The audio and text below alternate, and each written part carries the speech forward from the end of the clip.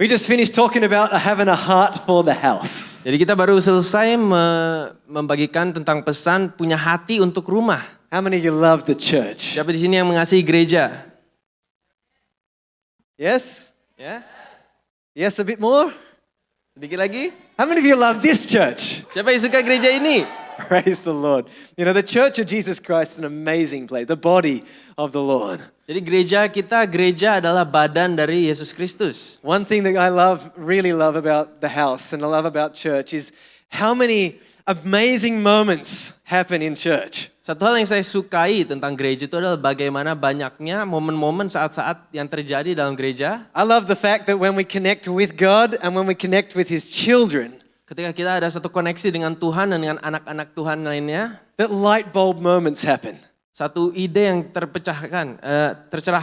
And what I mean when I say that is it's like those eye-opening revelation moments where you saw God and you saw life like you never saw it before. Ada satu pewahyuan yang membukakan mata tentang bagaimana kita melihat Tuhan dan bagaimana kita melihat hidup. Sometimes it's through the preaching and the opening of the Word of God, and sometimes it's through worship, and sometimes it's just in conversation. Terkadang melalui pembukaan firman Tuhan, pembacaan firman Tuhan, atau tentang ketika di tengah penyembahan, atau terkadang hanya di tengah konversasi. Community Percakapan. with God and in God and with His people brings breakthrough. Jadi ada satu terobosan yang terjadi ketika kita terlibat dalam satu komunitas ini. Even till today, as a preacher, as the pastor of this house, Sampai hari ini pun saya sebagai pendeta, I can tell you that I'm thankful for the Word of the Lord. I'm thankful for the glorious God that I serve, and I'm thankful for you. saya bersyukur untuk firman Tuhan, saya bersyukur untuk Tuhan, saya bersyukur untuk kalian semua. For the jaw-dropping, mind-opening, mind-boggling, eye-opening, all those revelation moments of meeting with God in greater ways. Untuk saat-saat pewahyuan yang saya terima melalui perbincangan kita, interaksi kita, atau tentang ketika kita di tengah-tengah hadirat Tuhan. 3 John chapter 1 verse 2 says, and this is John the Revelator praying over and speaking to the children of God. He says, "Beloved, I pray that you may prosper." Everyone say prosper. Yang sehat-sehat saja In all things dalam segala hal. and be in health, just as your soul prospers. Jadi di 3 Yohanes 1 ayat 2, saudaraku yang kekasih, aku berdoa semoga engkau baik-baik dan sehat-sehat saja dalam segala sesuatu, sama seperti jiwamu baik-baik saja. It's these glorious light bulb, eye-opening moments that cause our mind and our soul to genuinely prosper in the word of our Lord. Ada momen-momen di dalam bagaimana kita itu benar-benar bertumbuh dan dibukakan mata dan pikiran kita ketika kita menghadapi firman Tuhan. And how many of you know when our mind prospers, when our soul prospers, Dan siapa di sini yang tahu ketika pikiran kita bertumbuh dan hati kita bertumbuh, then everything in our life can prosper. maka semua hal dalam hidup kita akan bertumbuh. Amen? Amin. How many of you want everything to prosper? Siapa di sini yang mau semuanya bertumbuh? Well, I'm going to encourage you, keep drawing near to God. Keep drawing near for those soul-changing, life-changing, eye-opening, light bulb moments. Ya, saya mau mendorong Anda untuk mendekat kepada Tuhan, mendekat kepada momen-momen di mana pewahyuan itu diberikan dan terjadi dalam hidup Sometimes kita. people come to church and they're like, yeah, I know I can get the spiritual light bulb moments at church. Terkadang kita ke gereja, kita berpikir, oh ya saya tahu saya bisa mendapatkan hal-hal rohani dalam gereja. But don't you realize that the God we serve is holistically interested in every area of our life prospering? Tapi tahukah kamu bahwa Tuhan kita yang kita sembah itu tertarik bukan hanya tentang hal-hal rohani, tapi seluruh area dalam hidup kita. And it's when people come with a humble, open, vulnerable spirit Dan ketika kita masuk ke dalam hadirat Tuhan dengan satu hati yang terbuka, that God can speak into any area and circumstance or struggle or strife or even the easy moments of our life. disitulah Tuhan bisa berbicara kepada hal-hal yang kita hadapi, pergumulan-pergumulan, masalah-masalah yang kita hadapi sekarang. Spiritually, financially, relationally, Hal rohani, finansial, hubungan, emotionally, characteristically, secara emosi atau karakter, in terms of our direction, our mission, our purpose, our vision, our skills, dalam direksi, misi, visi, dan skill-skill kita, our career, Karir. habits and characters, kebiasaan dan karakter, doctrine, understanding, faith. pengetahuan dan iman. Man, God can talk into any area of our life. Tuhan sanggup dan mau dan bisa untuk mengfirmankan semua firman-Nya dalam hidup kita. And if we're humble in the house, Dan kalau kita rendah hati, our soul will prosper. jiwa kita akan bertumbuh. And when our soul prospers, Dan ketika jiwa kita bertumbuh, our life prospers. hidup kita bertumbuh. Amen. Amin. I love the fact that I get to hang around faith-filled people. Saya bersyukur kita bisa di sini berkumpul dengan orang-orang yang beriman. Not just in this church, but I've got family and connections and pastoral connections and people from all around the world that Grace and I connect with. Bukan hanya orang-orang di gereja ini, tapi juga di hubungan lain dalam hidup saya, di dalam hubungan pastoral, hubungan lain-lain. And when we get into conversations that are faith-filled and just journeying, the light bulb moments, they happen in abundance. Nah, ketika kita masuk ke dalam satu perbincangan tentang iman, tentang hal-hal yang membukakan mata dan pikiran, There's something that comes alive on the inside when we've just chatted with someone and it's like, oh my gosh, like that was so good what you just shared to me about the Lord. ada satu momen yang membukakan mata yang di mana saya merasa, wow itu bagus sekali, saya jadi mengerti lebih tentang ini. The Proverbs tells us in chapter 27 verse 17, as iron sharpens iron, so a man sharpens his friend's countenance. Di Amsal 27 ayat 17, besi menajamkan besi, orang menajamkan sesamanya. This is what the Lord called us to Inilah yang dipanggil oleh Tuhan kepada anak-anaknya. being the kind of church, the kind of children that in these latter days are sharpening one another in the Lord. Untuk menjadi orang-orang yang bisa menajamkan sesama. You should feel more encouraged when you come to church than before you came to church, Anda right? seharusnya merasa terdorong setelah ke gereja dibanding sebelum ke gereja. But not just encouraged to feel good, Tapi bukan hanya didorong untuk merasa baik, encouraged to do the word of the Lord. terdorong untuk melakukan firman Tuhan. How many of you know being a doer of the word is better than being just a hearer? Siapa yang tahu di sini lebih baik menjadi pelaku dari firman Tuhan saja ketimbang jadi pendengar. This scripture raises a whole new set of questions about what is a real friend and a true friend. Jadi ayat di Amsal ini memberikan satu pertanyaan lebih tentang siapa dan apakah itu How teman many yang benar. true friends do you have? Seberapa banyak sahabat yang No, benar I'm not yang talking Anda about punya. the ones you go out and you have a meal with and you walk away and you're like, that was a nice time. Bukan sahabat yang kamu habiskan waktu makan siang dan itu oke-oke aja. I'm talking about the ones that looked into the circumstances that you were going through and they sharpened your edge. Tapi orang-orang yang masuk ke dalam setiap area dalam hidupmu dan menajamkanmu, membuatmu lebih baik. They didn't just tell you what you wanted to hear, they told you what you need to hear. Mereka bukan memberitahu kamu apa yang kamu mau dengar, tetapi apa yang kamu perlu dengar. They shook you to the core and they said, hey, this is the way, walk in it, follow the path of the Lord, don't follow the world's way. Mereka menantangmu untuk menjalani jalan dari Tuhan, bukan dari dunia. Maybe we should get a little more introspective and ask ourselves, are we a good friend? Mungkin kita harus juga mengintrospeksi diri dan bertanya, apakah saya sahabat yang benar? It takes guts and boldness and courage Perlu keberanian to get into somebody else's world and be willing to, kind of put the friendship on the line, but to sharpen them because that's what real friends do. Perlu keberanian untuk mau masuk ke dalam hidup orang dan meresikokan hubunganmu dengan orang-orang lain ini untuk membuat hidup mereka lebih baik. I'm thankful that, God loves his house and he loves his people. Dan saya bersyukur Tuhan mengasihi rumahnya dan anak-anaknya. And he's forever sharpening our edge. Dan dia selalu menajamkan kita. He doesn't want your next year to be the same like your this year. Dia nggak mau tahun depanmu menjadi sama dengan tahun ini. He doesn't even want your next month to be like this month. Bahkan dia nggak mau bulan depanmu sama seperti bulan ini. He wants to sharpen your edge and sharpen my edge, and together we sharpen one another's edge. Dia mau menajamkanmu dan menajamkanku, dan dia mau kita menajamkan masing-masing. And together we grow in our God. Dan bersama kita bertumbuh Somebody dalam say Tuhan. hallelujah. Seseorang bilang haleluya. I've been thinking a bit lately about what it means to be a well-rounded human being. Nah, saya belakang ini berpikir bagaimana saya bisa menjadi seseorang yang unggul dalam segala hal. And when I say that, I mean totally spiritual, because spiritual things are right at the core and the center of everything in this world. Dan maksud saya dalam sini adalah dalam satu konteks rohani yang dimana bukan hanya, tapi benar-benar unggul dalam hal rohani. But allowing the things of God to touch and influence and impact every single sphere and area of my life until I'm prospering in everything. Dan membiarkan Tuhan menyentuh segala area dalam hidup saya supaya semua area dalam hidup saya Well-rounded itu benar-benar means bagus. that literally that one area that we can't, I'm not very good at that, Pastor, I don't want to deal with that. Well, that one area is probably the area that God wants you to touch the most. justru di hal-hal di mana kita nggak mau sentuh, justru disitulah sebenarnya Tuhan mau kita hadapi. Isn't it funny how human beings leave things on the side often until it's too late? Terkadang lucu sekali bagaimana orang-orang itu secara kebiasaan membiarkan hal-hal yang susah itu terakhir aja di urusnya. The one area that our heart urges us, get it in order, settle it, sort it out, make it all happen. And the Holy Spirit's reminding me, we just keep putting it to the side because it's not the area that we're good at or we're comfortable at. Padahal mungkin di hati dan Roh Kudus sudah mendorong kita untuk menyelesaikan dan mengurus hal-hal ini, tapi kita tahu ini bukan hal yang kita unggul, jadi kita nggak mau. And so time goes by, and eventually the building collapses or the wheel, the life implodes. Dan waktu berjalan dan akhirnya hidup pun roboh istilahnya. Because we missed out what it means to be well-rounded in our God.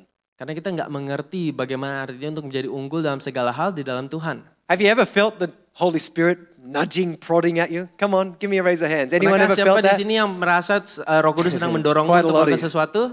You know what it means when He starts speaking to you. Oh, you shouldn't, you should or you shouldn't. It's like this directive voice. Ada satu direksi, satu suara yang mendorongmu kepada satu hal. Why? Because God wants to sharpen our edge. Kenapa? Karena Tuhan mau kita untuk ditajamkan. Tonight I want to talk to you about 3 words. Jadi malam ini kita mau berbicara tentang 3 kata. If you're taking notes, write them down because we're going to come back to them again and again. Kalau kalian sedang mencatat, kalian catat 3 kata 3 words ini. that I believe because God loves His house and because God loves His people, He is always invested in these 3 words. 3 kata yang dimana karena Tuhan mengasihi anak-anaknya, Dia mau anak-anaknya untuk menajamkan dirinya dalam hal-hal ini. 3 R's. 3 R, 3 K. It won't work out like that in No, Indonesian. it's Sorry, not. too bad. Too Kayak bad. gitu sih. Realization, Kesadaran, realignment, keselarasan, refinement. dan penyempurnaan. Say them out loud with me. You ready? Bilang bareng-bareng. Realization, Kesadaran, realignment, keselarasan, refinement. dan penyempurnaan. I'm going to speak to all of you tonight and tell you that God is interested in giving you and I a realization, realignment, and refinement. Nah, saya mau berbicara malam ini bagaimana kita bisa menerima kesadaran, keselarasan, dan penyempurnaan. The word realization means to become fully aware of something. Kesadaran itu artinya kita sadar, kita bisa melihat sesuatu dengan Rarely jelas. will we change or grow or become a greater, well-rounded person without understanding, without realization. Kita nggak bisa bertumbuh dan menjadi lebih baik tanpa ada satu kesadaran. The word realignment means to return something to a different or a former state. Jadi kalau keselarasan itu artinya kita kembali ke hal yang benar. Do you know before the fall, humans were perfect? Sebelumnya itu kita sebenarnya sempurna. And God has each and every one of us on a return to a place called perfection. Dan Tuhan mau memasukkan kita semua ke dalam satu jalan kembali ke kesempurnaan. The very fact that Jesus said, "Be ye perfect as I am perfect," faktanya bagaimana Tuhan Yesus bilang, jadilah sempurna karena aku sempurna. means that one of the commissions that God has for each and every one of us is to change, to be realigned into our former state of glory. Artinya Tuhan mau kita untuk menjadi selaras sama seperti Dia, sama seperti kemuliaannya. Thank God He gives us power to do it. Dan Amen. puji Tuhan Dia telah memberikan kita Come on, kekuatan. I can get a better Amen. amen than that, right? Amen. There's a Holy Spirit living inside of you. Ada Roh Kudus yang hidup di dalammu. And there's power that gets released on every word of our Lord and Savior. Dan kekuatan yang dilepaskan melalui semua firman Tuhan yang keluar. For us to do and be all that He calls us to Bagi be. kita untuk bisa menjadi seseorang yang Tuhan panggil kita untuk menjadi. God never tells us to do something that we can't do. That's not fair. Tuhan gak pernah memanggil kita untuk menjadi seseorang yang Dia tahu kita gak bisa. So when He tells us to do something with the Word, He releases the power for us to do it. Jadi kalau Dia mendireksi, memerintahkan kita untuk satu direksi dengan firman Tuhan, Dia telah memberikan kita kekuatan untuk bisa menyelesaikannya. There ain't no excuses in this Gak world. ada alasan lagi. And then the third word, refinement, Yang ketiga, penyempurnaan. means the process of removing impurities or unwanted elements from a substance. Artinya proses untuk melepaskan hal-hal yang tidak baik, yang tidak dimaui. Anyone here realize that there's probably some unwanted substances and impurities in our lives? Anyone? Siapa di sini yang tahu ada hal-hal yang memang kita mau lepaskan, yang kita I nggak think mau that- dalam hidup kita? The honest 4 or 5 people in the church. Mungkin hanya ada 4-5 orang yang jujur di gereja ini. It takes some humility sometimes to realize, hey God, I need this realization. I need this realignment. And I definitely need this refinement. Perlu satu kerendahan hati untuk bilang kepada Tuhan, Tuhan saya perlu kesadaran, saya perlu keselarasan dan penyempurnaan. Sometimes people turn up to church and then they end up, the preaching was good. It was like, I wish my friend was here at church. Terkadang kita masuk ke gereja dan kita mendengarkan khotbah pesan yang bagus dan kita berpikir, oh coba aja teman saya datang. He or she should have heard that message. That was just for them. Dia harusnya mendengar ini untuk dia. You know, I reckon there's so much folly in that statement. Ada satu kesalahan dari pernyataan itu. They weren't at church. Mereka nggak ada di gereja. You were. Kamu yang ada di gereja. God called you to come this night, Tuhan this season. panggil kamu ke gereja untuk mendengarkan Because he firman had Tuhan. something to speak to you. Karena ada sesuatu hal yang dia mau ungkapkan kepadamu. Jesus says, you know, it's so easy to look at the plank in someone else, at the speck in someone else's eyes when you got a plank in your own. Tuhan bilang lebih mudah untuk melihat titik noda di dalam hidup orang daripada balok di depan matamu. You know what a humble person does? Kamu tahu apa yang orang rendah hati lakukan? They could even say, I've heard this 100,000 times gone. Mereka bisa bilang, saya udah dengar ini 100.000 kali. But I still believe that tonight there's a light bulb moment. Tapi saya masih percaya malam hari ini ada satu hal yang saya bisa ambil dan pelajari. I still believe there's an anointing for now, for this. Masih ada urapan untuk sekarang, untuk saat ini. So you're ready tonight, church? Jadi kalian siap malam hari ini? Let's go on a little journey into the Word. Kita masuk dalam perjalanan kepada firman Tuhan. Because I believe God is, He's constantly, calling us to get things in order. Karena dia secara konstan memanggil kita untuk menjadi lebih baik. Every now and again, my car mechanic Terkadang setiap beberapa saat tells me, Nick, you need a wheel, a tire alignment, a realignment. tukang bengkel mobil saya itu bilang, kamu harus menyelaraskan ban mobilmu. Those who don't know anything about cars, you've got to know there are 4 wheels on a car, right? Bagi yang nggak tahu, di mobil itu punya 4 roda. And to keep a car working in spick and span, top-notch shape, you've got to make sure all those wheels are traveling in the same direction perfectly. Dan untuk meyakinkan bahwa situasi mobilmu itu oke, kamu harus memastikan bahwa ban-ban mobilnya itu mengarah kepada satu arah yang sama. That's how you make the tires last longer. Itu bagaimana kamu bisa menjaga The kesehatan fuel take you banmu. further. Minyak untuk bisa membawamu lebih jauh. The parts running functioning smoothly. Hal-hal bagian-bagian dalam mobil itu yang bekerja secara baik. It makes your car last longer. Inilah yang membuat mobilmu tahan lama. There's something about getting things in order, in line. Ada satu hal tentang membenarkan hidup kita, Proverbs menyelaraskan hidup kita. 17:20 Amsal says the 17:20, crooked heart will not prosper. orang yang serong hatinya tidak akan mendapat bahagia. If there's crooked stuff in our life, God wants to reveal or bring realization. He wants to realign and he wants to refine. Kalau ada satu hal yang serong yang tidak benar dalam hati kita, Tuhan mau membenarkannya. And yet so often people hold on to, hang on to, they just adore. Sometimes, they've kind of gotten used to the stuff that it's baggage. It doesn't belong anymore. But here we go, holding on again. Tetapi terkadang kita itu saking terbiasanya sama hal-hal ini yang seharusnya dilepaskan, kita nggak mau melepaskannya. Kita mau peluk, kita nggak mau melepaskannya sama sekali. Jadi Judges beban. 6:12. Hakim-Hakim 6:12. And the angel of the Lord appeared to him, Gideon, and said to him, "The Lord is with you, you mighty man of valor." Malaikat Tuhan menampakkan diri kepadanya dan berfirman kepadanya, demikian Tuhan menyertai engkau ya pahlawan yang gagah berani. Tell somebody next to you, you mighty man or woman of valor. Bilang ke sebelahmu, kamu adalah pahlawan yang gagah berani. Wow. Wow. You know some of the great things God's spoken over our lives? Kamu tahu hal-hal yang Tuhan ucapkan ke dalam hidup kita? But Gideon doesn't feel like this, folks. Tapi Gideon tuh gak merasa seperti ini. God is speaking to him, saying, you're a mighty man, you're a man of valor. And Gideon is looking back at God and saying, what? Tuhan bilang kepada Gideon, dia bilang, kamu adalah pahlawan, seseorang yang gagah berani. Tapi di sini Gideon bisa bilang balik kepada Tuhan, bilang apa? Gideon's perception of himself Persepsi Gideon tentang dirinya sendiri is as the weakest family member of the weakest family within the weakest tribe, he sees himself as a weakling.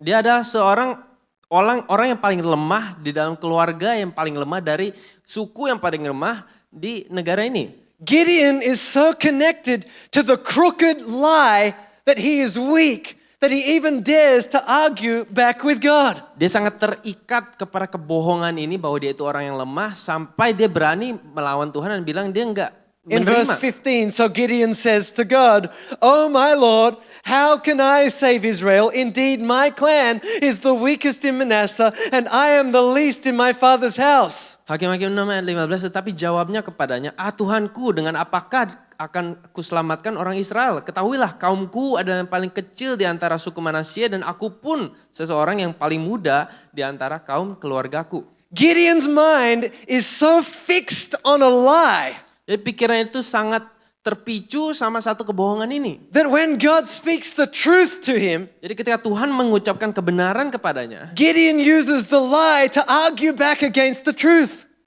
Gideon menggunakan kebohongan ini untuk berargumen balik kepada Tuhan. Come on. Ayo. You guys gone quiet real sudden. I know why you're gone quiet, because this is the kind of thing we all do. Saya tahu kita semua di sini jadi diam karena inilah hal-hal yang kita lakukan juga. We've got lies going on around our mind. We got some crooked stuff, some things that need some revelation and some realigning and some refining. But it's become so ingrained and so fixed within us that when the truth gets spoken to us, we don't even realize or perceive it as the truth. Karena ada kebohongan-kebohongan yang ada di dalam kepala kita yang ketika kita menerima, dan keserongan dalam hati kita. Jadi ketika kita menerima kebenaran, kita nggak bisa menerimanya dan kita melawannya dengan kebohongan yang kita sudah selama beberapa lama ini kita tahan dalam hidup kita.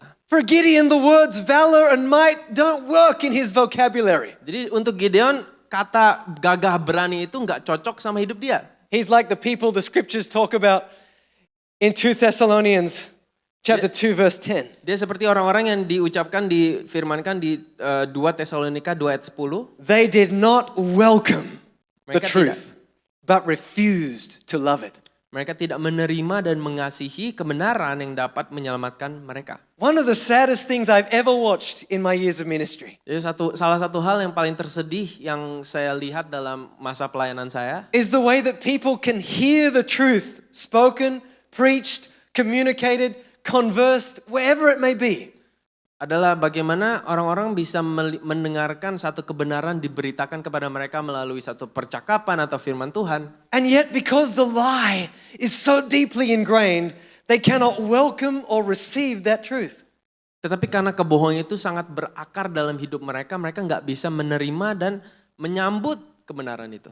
It requires a desire. God, I don't fully get that. You spoke valor and might over my life.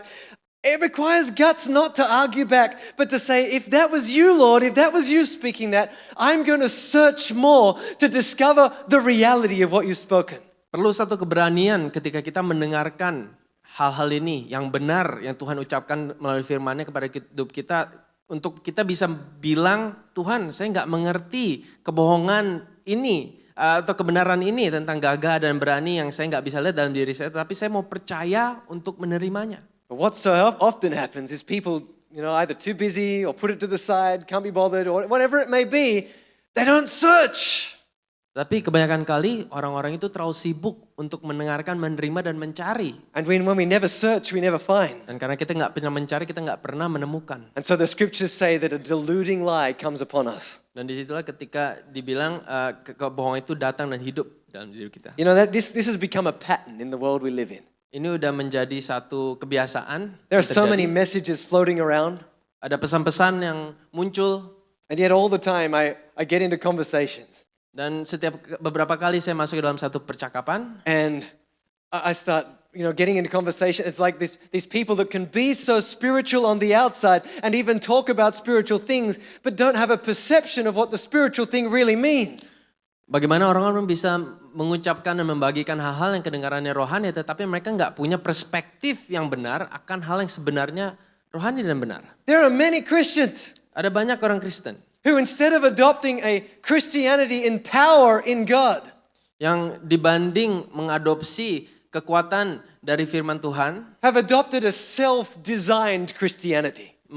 tetapi malah mengadopsi kekristenan yang didesain sendiri. My form of what it means to serve God. Bentuk saya dari apa itu manifestasi melayani Tuhan. I don't think there's room in the scriptures to scrub out some and highlight others. Tidak ada ruang di dalam firman Tuhan bagaimana kita bisa mencoret beberapa bagian dan hanya menekankan bagian lain. If we're going to be disciples of Jesus, we've got to be followers, disciples of Jesus. Kalau kita mau menjadi murid Tuhan, kita harus menjadi murid pengikut Yesus. Around the world, we see churches that are adopting a degraded level or a compromised level of doctrine.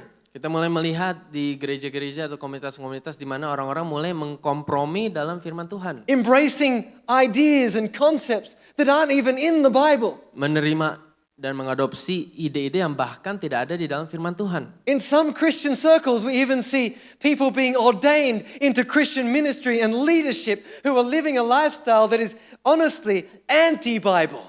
Bahkan ada komunitas-komunitas di mana mereka menaikkan orang-orang untuk menjadi pemimpin yang padahal hidupnya benar-benar menolak atau membelakangi firman Tuhan. Do you know how these things happen, folks? Bagaimana hal ini bisa terjadi? It's because somewhere along the line, we've lost the art of realization, realignment, and refinement. Karena dalam satu titik waktu kita sudah mulai melupakan kepentingan dari memiliki kesadaran, keselarasan, dan penyempurnaan. The open, humble spirit of saying, I don't just come to church because it's my church, it's what I do on a Sunday afternoon. I came here because I want God to transform me. Kerendahan hati bukan satu mindset, satu pemikiran yang dimana saya datang ke gereja karena saya harus, tetapi ada satu roh yang mendorong saya mau datang untuk diubahkan, untuk menjadi lebih baik. I don't want to be the kind of person like Gideon that when God speaks that I argue back the lie. Saya nggak mau menjadi seperti Gideon yang dimana ketika Tuhan mengucapkan, memfirmankan sesuatu yang baik dalam hidup saya berargumen bersama dengan kebohongan yang saya pegang. Romans 8:7 tells us the mindset of the flesh is hostile to God because it does not submit itself to God's law. It's unable to do so. Di Roma 8 ayat 7 sebab keinginan daging adalah perseteruan dengan terhadap Allah karena ia tidak takluk kepada hukum Allah. Hal ini memang tidak mungkin baginya.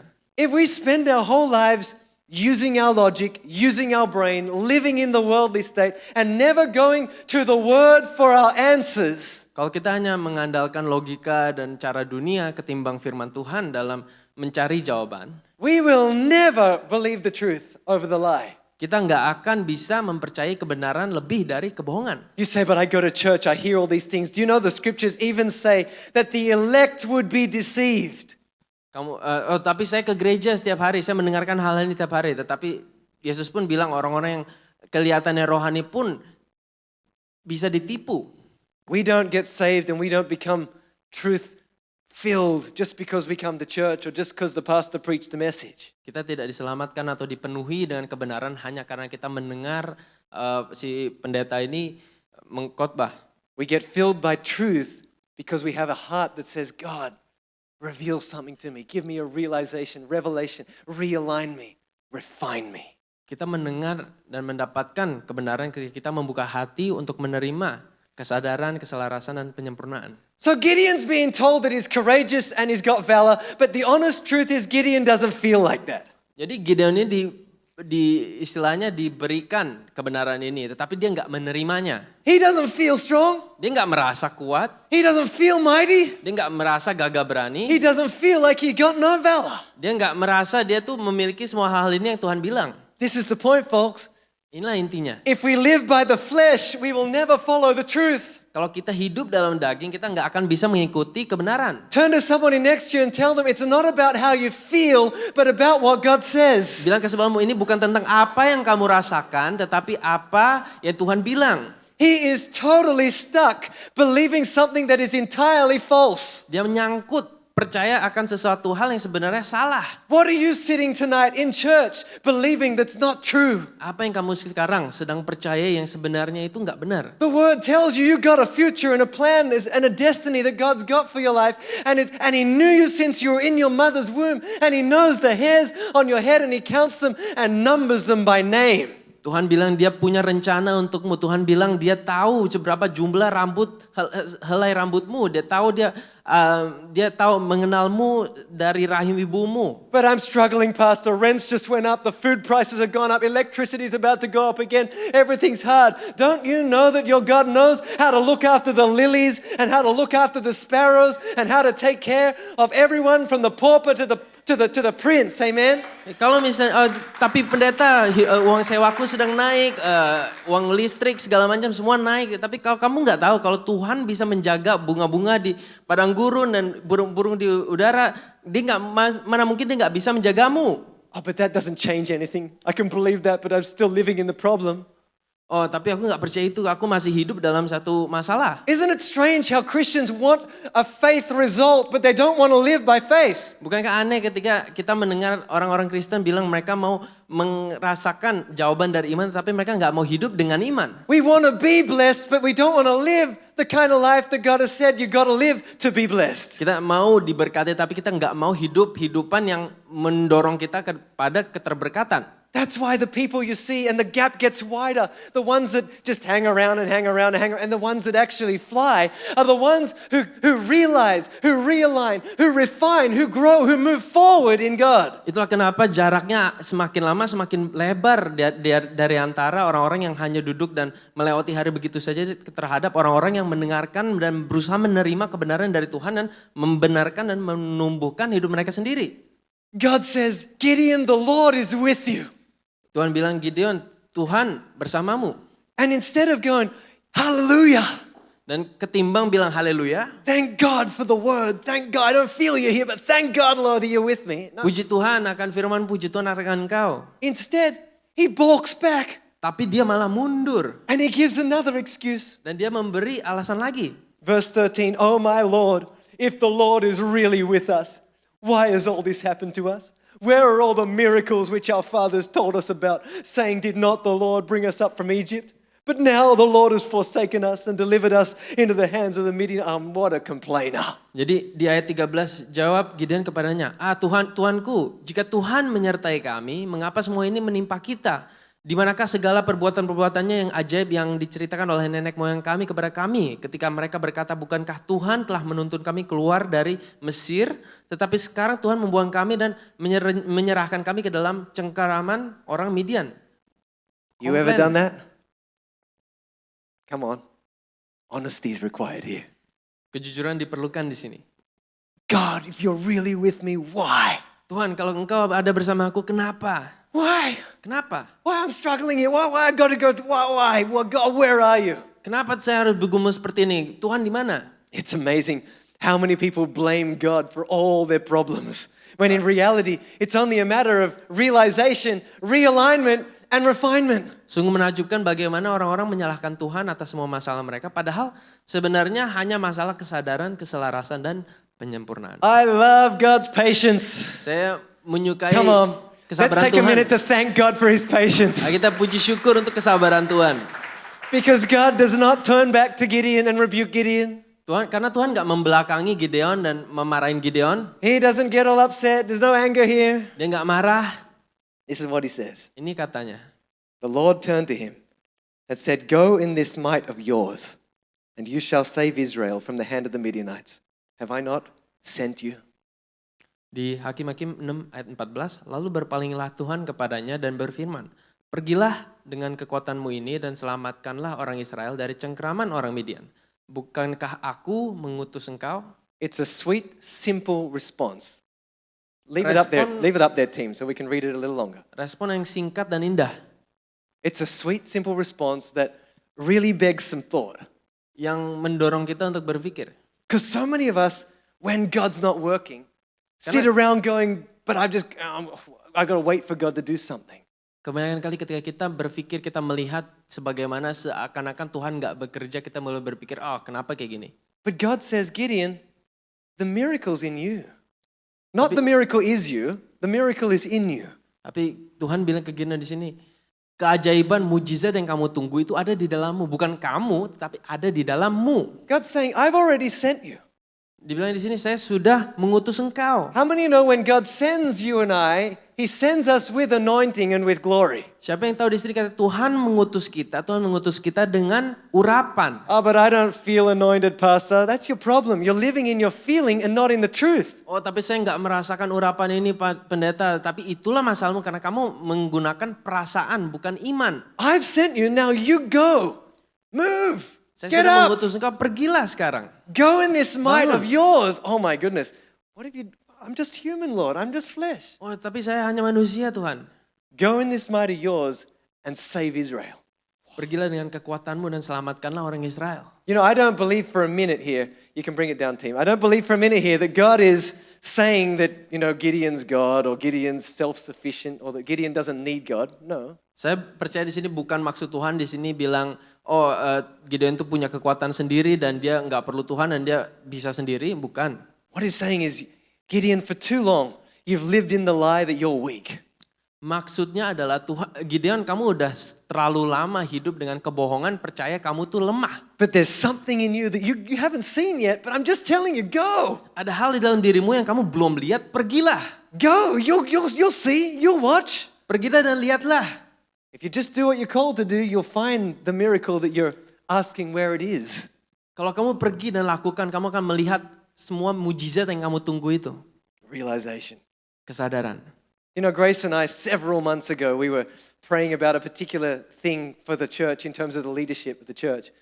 Grace dan saya selama beberapa saat terakhir itu kami sempat mendoakan satu hal yang kami inginkan And we spend a lot of terjadi. time, we like chatting and we really talk about things and we came up with our idea of the best answer, basically. Dan kami ngobrol dan kami berpikir tentang solusi dari masalah yang kami mau pecahkan ini. But I've learned a lot over the years, I'm still growing and learning in it, that you don't make big decisions without seeking God.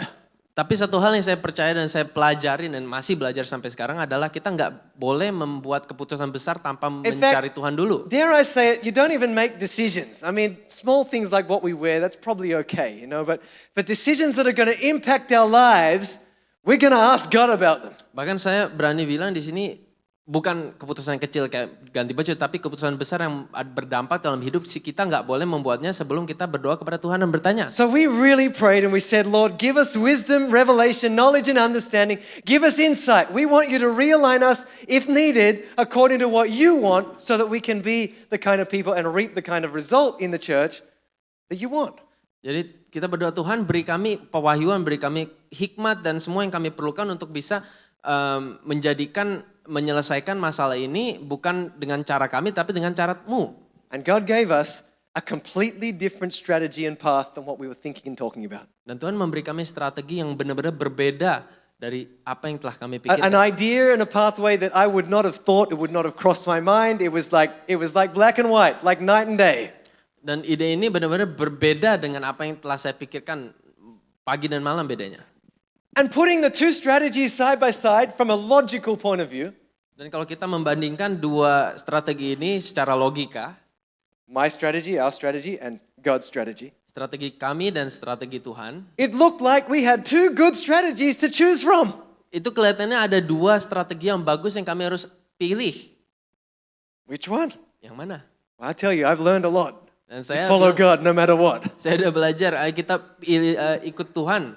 And we follow God and we follow God to the T. Dan kita benar-benar ikut Dots Tuhan. and T's. Semua sampai ke titiknya kita ikut. And I kid you not, within 3 or 4 days, I forget, what, about half a week, Dan dalam 3-4 hari, several things began to happen and open up, and we began to realize, oh my gosh, if we'd taken our pathway, this would have been a divine mess. A 3-4 huge hari, mess. mulai hal-hal terjadi yang dimana kalau kita pilih ikutin jalan kita, ini bakal menjadi satu hal yang sangat berantakan. But because we followed God, Tapi karena kami mengikuti Tuhan, not only is it not messy, it's opened up blessings in this place. bukan hanya ini nggak berantakan, tetapi telah membukakan pintu berkat kepada tempat ini. You see, it's so easy to hold on to things in our life that we think are good and that we think are right. Terkadang sangat mudah, intuitif bagi kita untuk benar-benar menggenggam erat hal-hal yang kita pikir benar dan baik. But the heart who says, God, give me realization, realign me, refine me, is open to when those words are spoken that it's like, God, your truth is higher than my truth. Tapi kalau kita membuka diri kita untuk kesadaran, keselarasan dan penyempurnaan, kita mulai melihat kebenaran yang Tuhan siap tuangkan ke dalam hidup kita. Gideon wrestles with this idea of might and valor for quite a while. Gideon bertarung dengan ide gagah berani ini untuk beberapa saat. Anyone who's ever read the story, I'm not going to go through the whole thing, but you know that he's obediently following God step by step, right? Jadi semua yang pernah membacanya, kalian tahu dia itu benar-benar mengikuti Tuhan. But he's still completely riddled with fear. Tapi dia tetap dipenuhi dengan ketakutan. He find it hard to believe that God could actually use him and 300 men to save Israel from this great tribe of Midian that's come against them like the enemy, like the grain on the sand. Jadi dia masih Sand on the susah seashore. percaya kalau Tuhan tuh sanggup dan mau menggunakan dia dan 300 orang untuk menghadapi orang-orang suku Midian yang jumlahnya sangat banyak. So the Lord says to him on the night when they're about to go to battle, he says, if you're still afraid, Gideon, take your servant Pua and go down to the enemy's camp and listen to what they're saying. Jadi terus akhirnya satu malam sebelum pertempuran itu esok harinya si Tuhan itu mendorong Gideon, oke kamu ke perkemahan itu musuhmu dan dengarkanlah pergi bersama bujangmu Pura untuk mendengarkan apa yang mereka bilang tentangmu. So Gideon goes down, Jadi Gideon pergi ke sana. which means he was fearful, by the way. Jadi akhirnya dia masih takut. And it says this in chapter 7:13. Gideon crept up just as a man was telling his companion about a dream. The man said, I had this dream, and in my dream, a loaf of barley bread came tumbling down to the Midianite camp. It hit a tent, turned it over, and knocked it flat. You go, what on earth does that mean? Jadi ketika Gideon sampai ke situ, kebetulan ada seseorang yang menceritakan mimpinya kepada temannya. Katanya, aku bermimpi tampak sekeping roti jelai terguling masuk ke perkemahan orang Midian. Setelah itu sampai ke kemah ini, dilanggarnyalah kemah ini sehingga roboh dan dibongkar bangkirnya. Demikianlah kemah ini habis runtuh. And God Artinya apa? uses a completely unspiritual man, his companion answers and says, your dream can mean only one thing. God has given Gideon, son of Joash, the Israelite, victory over Midian and all its allies. Jadi akhirnya dia mendengar orang lain, temannya, musuhnya ini yang tentunya nggak percaya Tuhan, malah jawab seperti ini. Lalu temannya menjawab, ini tidak lain dari pedang Gideon bin Yoas. Orang Israel itu Allah telah menyerahkan orang Midian dan seluruh perkemahan ini ke dalam tangannya. Now listen carefully, church. Dan dengar baik-baik. God's narrative over Gideon's life is you mighty man of valor. Narasi Tuhan kepada kehidupan Gideon adalah engkau adalah orang yang gagah berani. The enemy's narrative over Gideon is, oh my gosh, we're going to be taken over. We got no chance. Gideon's going to win. Narasi orang kepada Gideon adalah orang ini akan membasmi kita. Gideon's narrative over Gideon's life Narasi Gideon akan dirinya sendiri, is I'm a weakling. I'm from the weakest tribe, the weakest family. saya adalah orang lemah, orang paling muda dari suku paling kecil. How often do we believe the lies and hold on to the lies, even though the lies aren't true, obviously, and we're not willing to be given the revelation, realigned, and refined? Seberapa sering kita menggenggam erat kebohongan lebih dari mau untuk mendapatkan kesadaran, keselarasan, dan penyempurnaan. Realigning in God is all about allowing God's narrative to be our narrative. Menyelarasi diri kita dengan Tuhan adalah untuk menyelarasi narasi Tuhan dengan narasi kita sendiri What dalam He hidup kita. speaks over my life, that's what I believe over my life. Apa yang Tuhan firmankan kepada hidupku, itulah yang aku percaya. Where He's leading me is where I'm going to go. Kemana dia pimpin aku, ke situ aku pergi. It's pretty simple. Sederhana. But until we get to that place of saying, Lord, show me, we miss it altogether. Tapi sampai kita bisa sampai ke titik itu di mana kita bilang ke Tuhan, tunjukkan, Let me show you one kita more nggak akan story. melihatnya. And then the Satu musicians cerita can come lagi. up. Abraham is having this meeting with the Lord. Jadi Abraham ada satu pertemuan dengan Tuhan. And he is in the tent, okay, and there's another room in the tent. And God is speaking to Abraham about the fact you're going to have a child. Jadi Sarah's going to have a child. Abraham ada satu pertemuan dengan Tuhan dalam satu kemah dan Sarah itu di kemah sebelahnya dan Tuhan bilang ke Abraham bahwa dia akan memiliki anak yang akan dilahiri oleh si Sarah. These are the exact words. Ini kata-katanya. Genesis 18:10. I will return to you about this time next year, and your wife Sarah will have a son. But Sarah was listening to the conversation from her tent. Jadi di Kejadian 18 ayat 10, sesungguhnya aku akan kembali tahun depan mendapatkan engkau. Pada waktu itulah Sarah istrimu akan mempunyai seorang anak laki-laki. Dan Sarah mendengarkan pada pintu kemah yang di belakangnya. And this would seem like a normal kind of sentence, except for the fact that both Abraham and Sarah are well past their childbearing age. I mean, we're talking about they are 90 and 100 years of age. Dan ini yang adalah satu pernyataan yang biasa aja kalau kita nggak tahu bahwa Sarah dan Abraham adalah pasangan yang umurnya udah 100 dan 98. This is impossibility at its greatest degree. Ini udah nggak mungkin terjadi. How many of you know God can still do the impossible, right? Do the possible in the impossible. Jadi siapa di sini percaya bahwa Tuhan sanggup melakukan yang tidak mungkin? But what does Sarah do? Verse 12. Jadi apa yang dilakukan Sarah di ayat 12? So she laughed silently to herself and said, "How could a worn-out woman like me enjoy such pleasure, especially when my master, my husband, is also so old?" Jadi di Kejadian 18 ayat 12 inilah balasannya si Sarah. Jadi tertawalah Sarah dalam hatinya, katanya, akankah berakhirkah aku setelah aku sudah layu sedangkan tuanku sudah tua? Then the Lord said to Abraham, "Why did Sarah laugh?" Lalu berfirmanlah Tuhan kepada Abraham, mengapa Sarah tertawa? Why did she say, "Can an old woman like me have a baby?" Kenapa dia bilang dia nggak udah tua? You should underline that and highlight that in your Bible. Kamu harus warnain ini kata-kata. Because that's the kind of question we ask God all the time. Karena inilah kata-kata yang sering kita tanyakan kepada Tuhan. How can someone like me get healed? How can someone like me get a visa? How can someone like me ever find a husband or a wife? How can someone like... And we're always asking God stupid questions. Not that a question is stupid, but we make them stupid because we believe that God who can do the impossible is not able to do the impossible. Jadi kita seringkali bertanya hal seperti ini yang kedengarannya bodoh bukan karena ada pertanyaan bodoh, tapi karena kita nggak percaya. Kenapa saya bisa dapat visa? Kenapa saya bisa dapat kerja? Kenapa saya bisa dapat hubungan? God says to her or to Abraham, "Is anything too hard for the Lord? I will return about this time next year, and Sarah will have a son." Nah inilah balasan Tuhan. Adakah sesuatu apapun yang mustahil untuk Tuhan? So what does Sarah do? Come on guys, you ready to laugh at this? Lakukan? Sarah was afraid, so she denied it, saying, "I didn't laugh." But the Lord said, No, you did laugh. Lalu Sarah menyangkal di sini, katanya, aku tidak tertawa sebab ia takut. Tetapi Tuhan berfirman, tidak, memang engkau tertawa. Let me assure you, church, Biarkan saya yakinkan kalian. you cannot argue with God. Kita nggak bisa berargumen dengan Tuhan. God knows your heart Tuhan tahu hatimu and mine. dan hatiku. God knows our thoughts. Tuhan tahu pikiran kami. God knows all the lies that are swirling around. God knows all the way we think about all this stuff. God knows it all. Tuhan tahu semua kebohongan yang sedang berputar-putar dalam hidup dan otak kita. Tuhan tahu semuanya. So when God says something to you and I, Jadi kalau Tuhan berfirman sesuatu kepada engkau dan saya, don't argue the lie back to God. jangan argumen.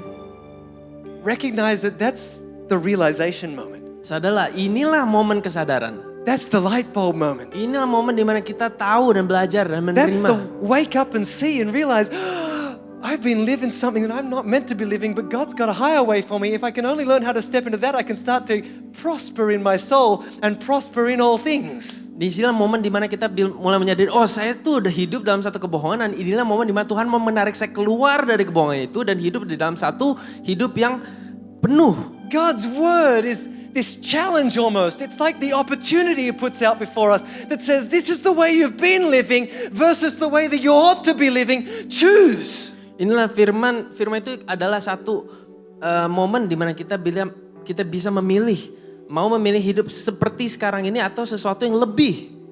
I want to show you something. I'm going to close with this, I promise. Dan kita tutup dengan ini. I want to show you something that it's mind-boggling. It's great. It's awesome. Ada satu hal yang luar biasa. How many of you think that it takes a long time to change? Siapa di sini yang percaya You people? butuh banyak waktu untuk ganti baju? How many of you would say it doesn't Untuk really berubah, take untuk that long berubah. to change? Siapa di sini yang Some of percaya you? perlu banyak waktu untuk A lot berubah? of you are just sitting on the fence because you don't know what to say. I'm not sure. I don't want to look bad. You know, I get it. I understand. I reckon it only takes a choice.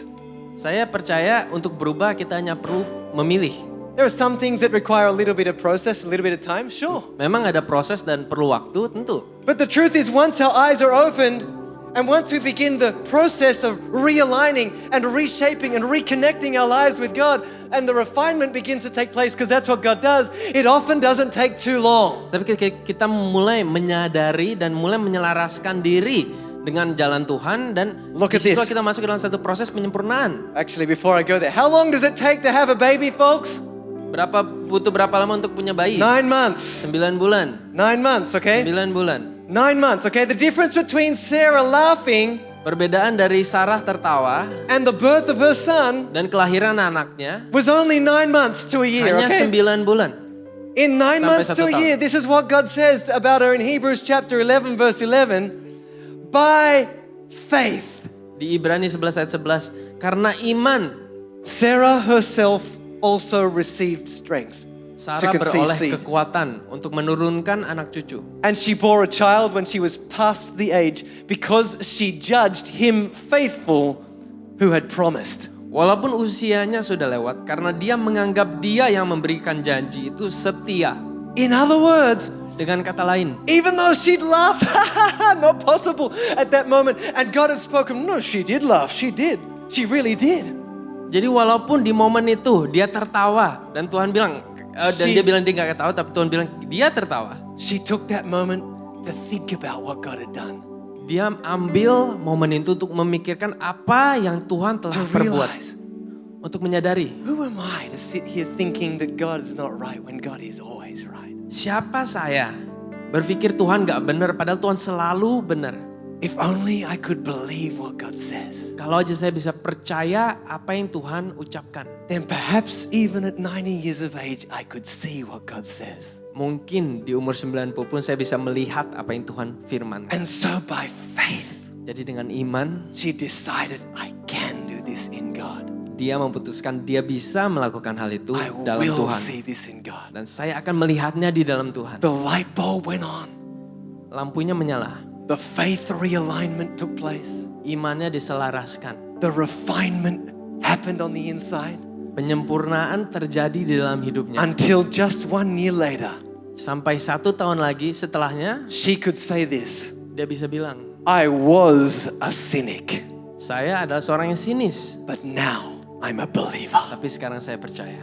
Just like Gideon could say, I was a weakling, Seperti Gideon bilang, saya adalah orang yang lemah. but now I'm a mighty man of valor. Saya ada orang yang gagah berani.